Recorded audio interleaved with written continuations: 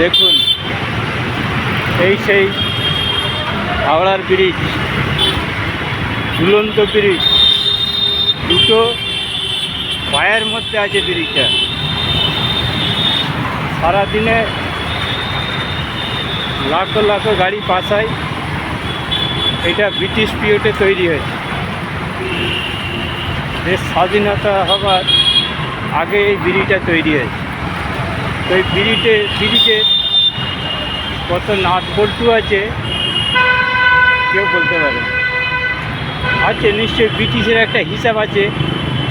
তারা যখন তৈরি করেছে তাদের কাছে একটা হিসাব আছে যে ব্রিজটায় কত নাট বল্টু আছে। কিন্তু নাট বল্টু আছে পুরো পাঞ্চিং করা, কোনো মানে রেঞ্জ বা কোনো কিছু দিয়ে খুলতে পারবে, একবারে জাম করা আছে।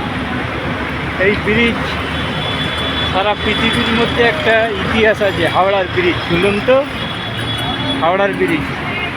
এই হাওড়ার ব্রিজে হাজার হাজার মানুষ ডেলি হেঁটে কলকাতা শহর বড়বাজার যাচ্ছে জিনিসপত্র কিনতে। এখানে পাইকারি জিনিস কিনতে যাই। বড়বাজার একটা বিশাল মার্কেট, সমস্ত কিছু জিনিস এইখানে পাওয়া যায়। তাই আমিও যাচ্ছি বড়বাজারে পার্টির ঝান্ডা কিনতে। আমি একজন কমিউনিস্ট, আমাদের পার্টির মিটিং আছে, CI2 ঝান্ডা কিনতে যাচ্ছি।